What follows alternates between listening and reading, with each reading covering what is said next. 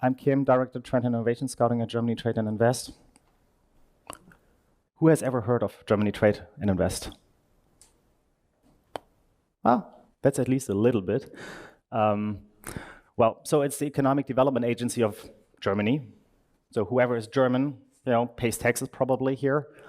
So that basically goes right into a lot of stuff, in the public sector. This is one of them. So, I will tell you, let's say, a couple of benefits, that this agency provides, for German companies especially, or for the, let's say, the, location Germany in economic terms. So, feel free to make use of that also in the future. But that's not the point here. I don't want to sell the company, okay? It's 100% owned by the Federal Economic Ministry and, Ministry for Economic Affairs and Climate Action nowadays with Robert Habeck. Just changed the names. Also the focus a little bit. However, this agency is responsible for, on the national level in Germany, export programs on the one hand side, FDI into Germany. I mean, we just had, Intel in Magdeburg, and Tesla, 2 years back or something. My colleagues, were working on that. I'm actually responsible for startups and digital ecosystems. So that means, I don't really look into one or the other side, not only inbound, not only outbound. I basically, look at the topic in general, overarching. And that's why, I was very happy that, I could talk to Marco about, opening, this conference today, because I'm actually not the guy, that works in, corporate venture capital. But at least I hope I can give you at least, some insights, from a macro perspective, a little bit, let's say, government, national level, view on, German startup ecosystem. And also during my speech, I want to put this a little bit into context on the European level. So this is basically, let's say, the framework conditions, if you will, where you probably act within. So let me start with this slide. We can, there are so many different ways to talk about the German startup ecosystem. And I don't want to just repeat numbers, how much funding, there was last year, and all of that. But from our side, because we work on a national level and we work very closely with all the different states in Germany, it's always good, to put things into perspective, across the country. And of course, everybody knows that Berlin is a hotspot. Munich is good in terms of funding. A lot of startups are growing there. North Rhine-Westphalia is very strong in terms of numbers.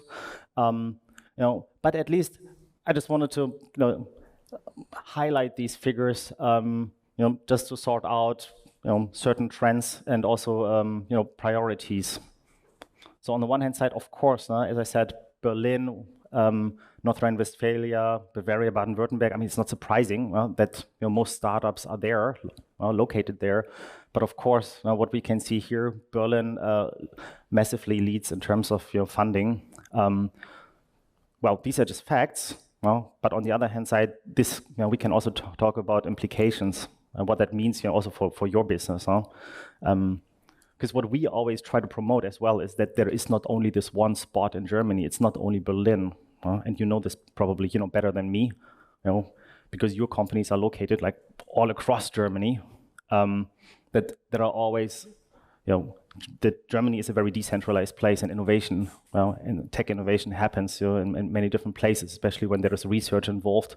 Could be, also smaller, let's say tier 2, tier 3 cities in Germany. For us, it's always, good to promote this view outside of Munich, outside Hamburg, outside Cologne and Berlin, to really source startups, in smaller places, and also change the views of investors towards these other places. What's also very interesting is that, I mean, I'm from Berlin, and I live in my bubble, and it looks a little bit different over there. But broadly speaking, technical universities, seem to be really good at, preparing, startup founders. At least when you look at it on a national level. We just, pulled together some figures here. That's why, when you ask around in Berlin, probably everybody comes from WHU, EBS, TUM, and so on. But having RWTH Aachen, on top here is at least surprising for me. Karlsruhe kid is also like a very famous place for producing, let's say, good tech talent, strong engineering talent, and the same, of course, applies to TUM in Munich. But nevertheless, well, there are a lot of places, and I'll come back to that later, how the government wants to strengthen entrepreneurship from technical universities and from science and research. But at least we can see already here that these technical universities, especially, are a good place to look for founders. So let's talk a little bit about what, let's say, the public sector offers at least on a national level to startups in Germany. When I talk a lot to startups in Germany, then, and also abroad actually, there's a huge gap in knowledge and awareness in terms of what's actually available for startups to use.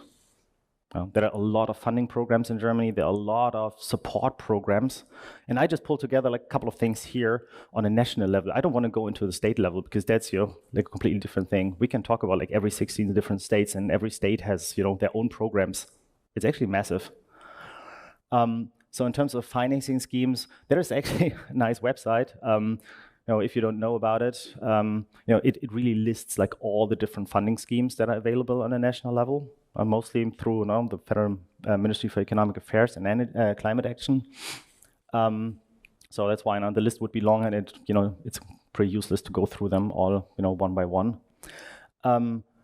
More importantly, at least for my job, is looking at the less funding programs. I mean, besides Hightech Gründerfonds and Coparion, but also the other ones. What kind of support is there, not in terms of financing, but in terms of, let's say, ecosystem building, internationalization, capacity building, and so on for startups. So on the next slides, I will talk about DE Hub, Digital Ecosystems, the so-called Digital Hub Initiative. And another very famous program is the German Accelerator, which has been around for, I think, more than 10 years now. Has anyone interacted with the German Accelerator? Yeah, some of you, most don't. All right. So I mean, when your startups want to go international, at least to the US and to say Asia, Singapore, China, and so on, German Accelerator is basically a government-funded program, to build cohorts of startups. They run through programs. I mean, it's called Accelerator, so it is actually an accelerator. In these places, like on the ground, as I said, in Singapore, Korea, Japan, on the one hand side, but there are also East Coast US and West Coast US programs, where the startups get a lot of mentoring and, let's say, access points, in the new markets. That can be helpful. To be fair, it's a program, it's tax money funded, so you can make use of it. It's your own money. But of course, I also talk to a lot of startups that entered the US market, for instance, and have never heard about the German Accelerator. So it's not a must. But I know that for some startups, it actually helps. It gives them at least visibility, and let's say additional access to people and to networks. And it's, of course, in the end, it's up to them what they make out of it. So, and then, one of the topics, that was pretty much in the press, recently, then it kind of disappeared again, I think over the last 2 months, is the German startup strategy. Finally, let's say, Germany, is planning to have a startup strategy, and I know that, it's in the process of being drafted. It's quite a big thing. I think there was a lot of buzz around in the German startup ecosystem, a lot of expectations, driven, especially from the, Startup Verband, German, Startups Association, pushing into certain directions for certain topics over a couple of years, especially, the ESOP topic, talent attraction, but also, late-stage financing and so on. And finally, this can be now the vehicle of the government to actually put, actions into place. So, I was very happy to participate in, let's say, so-called stakeholder workshops. There were 6 actually. where ecosystem players could, give input. They were invited to speak to the guys that are actually drafting this. I was part of the talent attraction workshop, but a couple of other guys that I know also, gave their input to other topics. And what I can tell you at least is, there were people from the Ministry for Economic Affairs, that are drafting this thing. Then there were, also other ministries involved, Startup Verband, KI Verband, a couple of other players. But it was led by at least, our, startup representative of Germany, Anna Christmann. Well, so with the new government, basically she took over from Thomas Jatzombeck to be the lead for Germany, let's say, for startups. So it was good to actually talk to her, on high level and directly, and she was very engaged, I can tell you, for 90 minutes, hearing or listening to everyone. It was good discussion, but of course, in the end, the question is what comes out of it. We will hopefully see that this summer. This startup strategy will touch the points that are listed here. This is at least what we know. We don't know how it looks like then on paper, of course. But at least something is going on, and I think this is at least a good impulse for Germany, and also in an international context where, Denmark just, a couple of weeks ago, published this digitalization strategy together with a startup strategy. Spain last year, Portugal already has one. France is really good at this. Has a strong agenda, anyways. Finally, Germany joins, let's say, the club of European countries, putting startups at a level, where it should be, giving the topic attention that it deserves. So I mentioned the DE Hub, Digital Hub initiative before. So now comes the moment that I introduce this whole initiative to you, because actually I'm responsible for internationalization for the whole initiative. This is basically how it looks like. The Digital Hub initiative was founded 2017 by the ministry in an initiative, to elevate digital ecosystems in Germany. I mean, there are a lot of hotspots in Germany, a lot of places where startups, corporates, research, and so on come together, do stuff, be productive. But about 5 years ago, these 12, let's say, ecosystems, places were selected. I mean, some of them applied. And since then, we have this initiative with these 12 so-called digital hubs. It's important that each hub has a certain topic. So it doesn't mean that the hub only focuses on this topic, but at least within this initiative, they are standing for this topic, they're promoting this, and they're very strong at this. I mean, we are outside of Frankfurt here. Frankfurt is our fintech hub. Well, I mean, Berlin is a fintech hub too, but nevertheless, it makes sense to have Frankfurt as a fintech hub and Darmstadt as a cybersecurity hub, for instance. Dortmund, to having their logistics hub. Hamburg makes sense to have a logistics hub, to have digital logistics infrastructure there. You have the port infrastructure, you have the history and the economy around it. That's why these hubs are created in this sense. Importantly, the hubs are not owned by the ministry. It's just that the initiative is owned and funded by the ministry. The hubs are legally, financially independent entities. Some are completely, privately financed by some companies. I mean, I saw some people from Merck here, right? I mean, Merck is a strong player in our Mannheim-Ludwigshafen Digital Chemistry and Digital Health Hub, and so on. But others are more, let's say, publicly funded through, let's say, the city, the state, and so on. That's why I said, we have 12 hubs. They all do, in a way, similar stuff, but they are completely independently financed.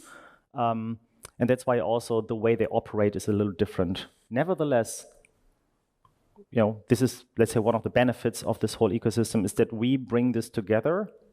We bring the hubs together. We create a joint ecosystem. And on the left-hand side, or from your side, on the right-hand side, you can see the figures. This is basically the pool of people that we tap into. And I will show you on the next slides what we actually do in terms of internationalization, and I can just directly tap into all of these, companies, startups, and actors. So I mean, I introduced myself as director for Trend Innovation Scouting with Germany Trade and Invest. What does this have to do with this Digital Hub initiative? Basically, we are an implementing partner for this project. That's how this whole thing fits together. Okay. So one of the things that we're doing is we want to give visibility and connectivity on a global level to the whole ecosystem, to the initiative, to the 12 digital hubs, and to all of the actors within these hubs. So we operate on the 3 levels. So we run a digital marketing campaign this year in 16 countries. We go to tech fairs, conferences, and so on. I will actually show you where we go this year, or where we usually go as well. We have speaker engagements. I mean, I'm here today, but basically we hold, let's say, presentations in front of around 30 startup delegations from 15 countries usually, from 4 continents. Each year, could be also other speaker engagements, because we want to create this visibility and we want to make people aware that this initiative exists, because then we can create actually the touch points. Maybe for you it's not important to know me, but for us it's always important to show you the way to certain people inside the initiative, which can be useful for you. So we also organize certain dinners and events. We have, because we are a national initiative, we have direct access also to political actors, and we also engage in certain capacity building activities, because we want to, let's say, support the internationalization readiness of startups in Germany. I mean, I talk to basically countries all over the world every week, and when you talk to, let's say, smaller countries in the Baltics, or in even Switzerland, but also Israel, of course. That's where startups are founded, just with the premise that they have to go international right away, anyways, because the market is too small. But in Germany, you have this. I mean, you probably know from your portfolio companies. Sometimes it needs some time to grow them, to get them ready to think about foreign markets, and that can be also difficult. And it's for us, it's important to give them the opportunity to get the first touch points, learn more about it, because we have this international network and we have all the different role models that can support. So we are at a national level, let's say, startup ecosystem initiative. We work with basically every state in Germany. Just pointed out, 6 major startup initiatives that we work with. So depending on where you're active here, it's always good to reach out to those guys. I mean, recently, North Rhine-Westphalia just launched their Scale-Up NRW program. It's quite substantial, actually, in the German landscape, where they really actually took a lot of money to promote, I think it's like 12 to 15 startups. And we support them for 15 months or 18 months to equip them with the necessary skills to really go international. So we have all these partners on a national level, and this is basically just a little excerpt of what type of organizations I'm in touch with, at least on a national level. It's basically across Europe. I know all of these guys. We interact regularly because it's important on a national level, not to just know who there is, but also know what they're doing. We can share best practices on a country level. But this is not just limited, of course, to Europe, but also goes out to Asia. In Asia, we have Zietlow, it's Economic Development Agency of Japan, KOTRA for Korea, Singapore. I mean, in terms of tech and digitalization, of course, these are the most important ones for us. Other stakeholders that we usually engage with are those across the world. So I just talked about these events. This is basically just a list where we are this year. It's important for us to be visible, and also to give our startups the opportunity to become more visible, and also engage with partners, with customers, but also with potential investors. So when we go to these events, actually not with all of them, it is the case, but let's say with half of them, it's the case. We bring a startup delegation there, we source them in our network, they have to apply basically, we pool it, We organize a booth, we organize side events at these conferences where we bring in a lot of people. Usually it's investors, and corporate representatives, for creating their business opportunities. Of course, we have to cover Europe, but also we want to go a little bit beyond. So we, went to the South by Southwest in Austin in March. When you know about the German, say, trade fair concepts, the German trade fair program, Auslandsmesseprogramm, then you see all these German pavilions, somewhere out there, at trade fairs. Well, it's basically run by our neighboring department in the ministry. That's why, at South by, we were basically the German pavilion. At Web Summit last year, we had 240 square meters just for us. German pavilion was us. At Viva Technology, next month in Paris, we won't have that, but we have a 300 square meter booth anyways. But at least, in Dubai with Nostra and GITEX, we will have the German pavilion again, and also like a huge pavilion, because it's important to just, give them the opportunities to go out. I talked in the beginning about, what's actually the relevance for us in Europe and how Germany is embedded in Europe. I'm part of a couple of working groups and, roundtables and so on to discuss, let's say, a European tech ecosystem with my colleagues. This list, of course, is not exhaustive, but these are at least a couple of, let's say, focus points on a European scale. It's important to have this investor confidence. We've seen that a lot of money was dumped into startups last year. Projections are this year it's going to be maybe not so much. Well, I don't know about you. We can discuss that. What's your perspective on that? Nevertheless, we saw some IPOs, which is fantastic. We have to create more. One of, for instance, our partners is Deutsche Börse Venture Network from Frankfurt Stock Exchange, but there are also others because it's important for us to build the pipeline, to give them the startups opportunities, from A to Z, not to leave them alone in their journey, to eventually also create IPOs and realize them. Of course, everybody's talking about climate, crypto, deep tech. Some of you will also engage in other topics, but on a larger scale, these are dominant topics for us. Very important is talent.